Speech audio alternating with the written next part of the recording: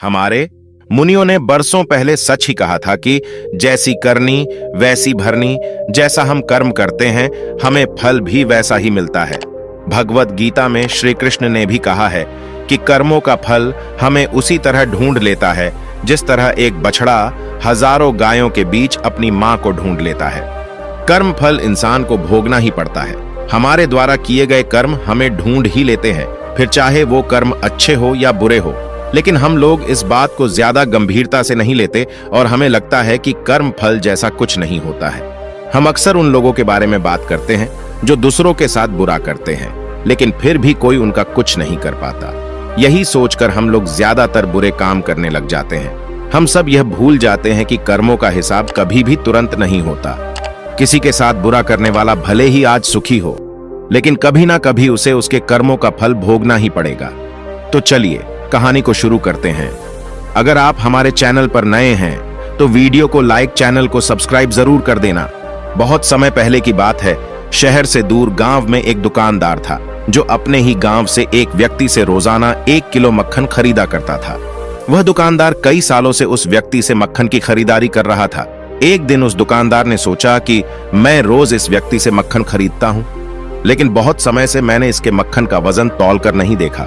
कल तौल कर देखूंगा कि यह मक्खन 1 किलो से कम तो नहीं देता।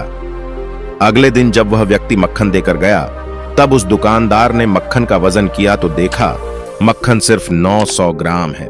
उस दुकानदार को काफी गुस्सा आ गया। वह दुकानदार गुस्से में गांव के पंचायत के पास गया और उसने उस व्यक्ति की शिकायत कर दी। गांव की पंचायत बैठी और उस व्यक्ति को बताया गया कि तुम पर इस दुकानदार ने धोखा देने का आरोप लगाया है। तुम इस दुकानदार को देने वाले मक्खन में हेराफेरी करते हो और हर बार तुम इसे 1 किलो मक्खन की जगह सिर्फ 900 ग्राम देते हो। क्या तुम्हें अपनी सफाई में कुछ कहना है? वह व्यक्ति बोला, सरपंच जी, मैं तो एक गरीब आदमी हूं। मेरे पास वजन तौलने के लिए सही माप नहीं है। मैं रोज इस दुकानदार से अपने लिए 1 किलो गेहूं खरीदता हूं और अगले दिन उसी गेहूं को तराजू के एक तरफ रखकर इस दुकानदार के लिए मक्खन तौलता हूं। अब आपको जो भी पूछना है इस दुकानदार से पूछिए। पंचायत में बैठे सभी लोगों को पूरी सच्चाई समझ आ गई और उन्होंने उस दुकानदार को गांव से बाहर करवा दिया। ये छोटी सी कहानी हमें ये बात सिखाती है कि जैसे कर्म हम करेंगे उसका रिजल्ट भी हमें वैसा ही मिलेंगे। हमारी चालाकी ही हमारा नुकसान कर देती है। हम जो भी दूसरों को देते हैं या दूसरों के साथ जैसा भी व्यवहार करते हैं वह कभी ना कभी लौटकर हमारे पास ही आता है।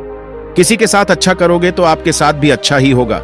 उसी तरह किसी का बुरा सोचोगे और बुरा करोगे तो आपके साथ भी बुरा ही होगा। जैसे दुकानदार को अपने ही चालाकी से नुकसान झेलना पड़ा, उसी तरह हमें भी अपने कर्मों की वजह से कभी ना कभी नुकसान झेलना ही पड़ता है। दूसरों के साथ हमें बुरा करके हमें 1, 2 या 10 बार बच सकते हैं, लेकिन एक ना एक दिन उसका परिणाम हमें भुगतना ही पड़ी देता है। हम अपने कर्मों के फल से नहीं भाग सकते हैं। बुरे करने वाले के साथ बुरा ही होता है, फिर चाहे वह आज हो या आने वाले 1 साल बाद हो। उसी तरह अच्छा करने वालों के साथ अच्छा ही होता है। कई बार हमें यह लगता है कि दूसरों के साथ गलत करके हम बच जाएंगे, लेकिन ऊपर वाला हर किसी के कर्मों को देखता है और उनका हिसाब रखता भी है और जरूरत पड़ने पर हिसाब बराबर भी कर देता है। इसीलिए कभी भी गलत ना करो और ना ही कभी यह सोचो कि उल्टे सीधे काम करके हम बच जाएंगे। जिंदगी को बेहतर तरीके से जियो, ईमानदार बनो। ज्यादा कमाने या फिर सिर्फ अपना ही फायदा देखने के चक्कर में किसी के साथ गलत कभी ना करो। हमेशा याद रखो, जो जैसा करेगा वह वैसे भरेगा।